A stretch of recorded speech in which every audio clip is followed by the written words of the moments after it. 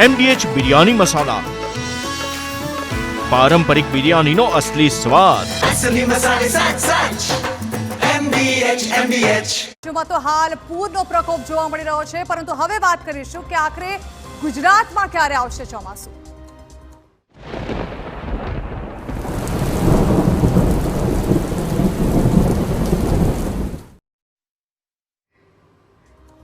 તો ગુજરાતમાં લાગી રહ્યું છે કે ચોમાસું સમયસર જ આવશે।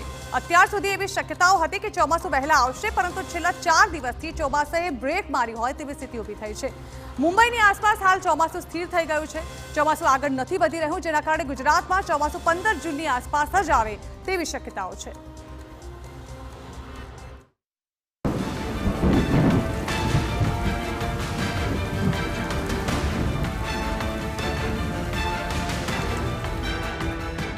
ક્યાં અટકી ગયું છે ચોમાસું?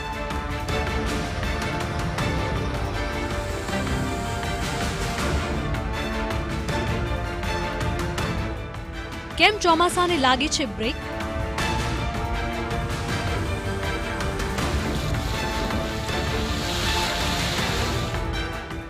આગળ કેમ નથી વધી રહ્યું ચોમાસું?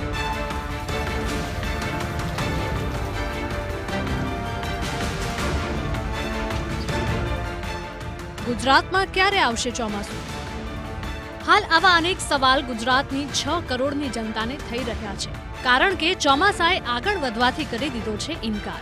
કેરળ અને મહારાષ્ટ્રમાં ચોમાસાએ જેવી રીતે વહેલા એન્ટ્રી કરી, તેનાથી લાગી રહ્યું હતું કે ગુજરાતમાં આ વર્ષે ચોમાસાની વહેલા જ પધરામણી થશે, પરંતુ આ શક્યતાઓ પર વિરામ લાગી ગયો છે, કારણ કે હવે લાગી રહ્યું છે કે ગુજરાતમાં ચોમાસું સમયસર જ આવશે, એટલે વહેલા ચોમાસું નહીં આવે।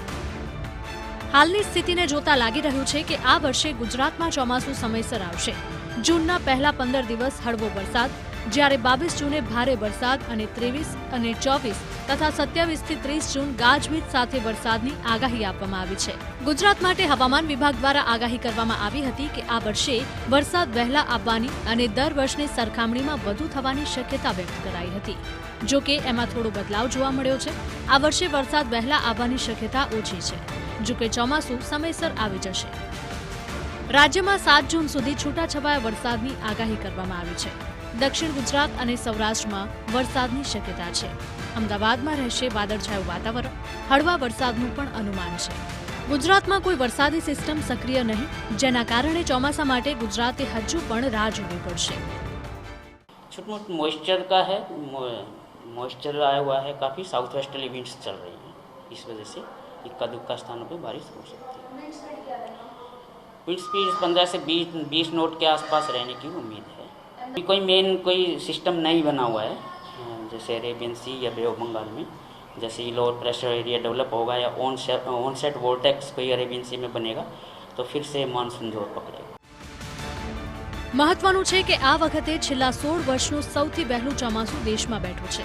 કેરળમાં વહેલી એન્ટ્રી કર્યા બાદ દક્ષિણના અન્ય ભાગોમાં પણ વરસાદે વહેલી જમાવટ કરી, ત્યારે તેની ગતિ જોતા લાગતું હતું કે ગુજરાતમાં પણ ચોમાસું ખૂબ જ વહેલું પ્રવેશી શકે છે, પરંતુ હાલ મહારાષ્ટ્રની આસપાસ જે વરસાદી સિસ્ટમ સક્રિય છે તે ધીમી પડી છે, જેને પગલે હાલ 10 થી 15 જૂન વચ્ચે ચોમાસું રાજ્યના દક્ષિણ ભાગે પહોંચે તેવું અનુમાન છે।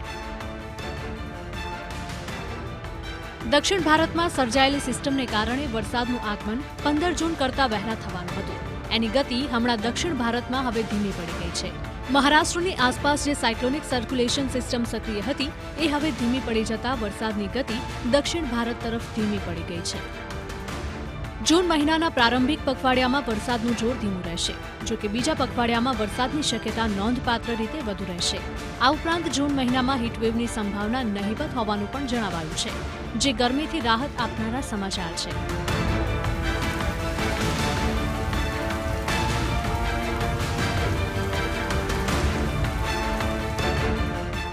પ્રારંભિક ચોમાસાના ઝાપટા 10 જૂનથી 15 જૂનની આસપાસ રાજ્યના દક્ષિણ કિનારે પહોંચવાની શક્યતા છે।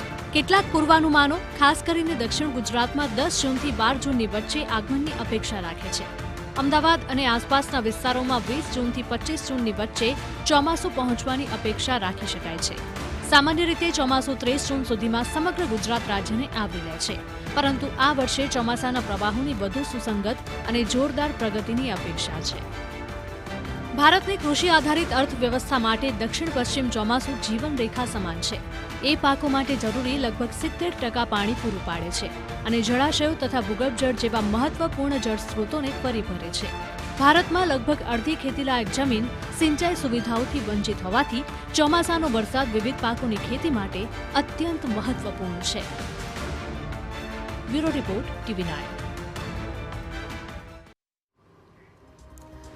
તો જે પ્રકારે MDH કિચન કિંગ મસાલા રસોડામાં હોય તો આપણે કાંઈ પણ બનાવી શકીએ છીએ. રીંગણાનો ઓળો, બટેટા ફુલાવર, ભીંડી મસાલા અને બીજું ઘણું બધું. MDH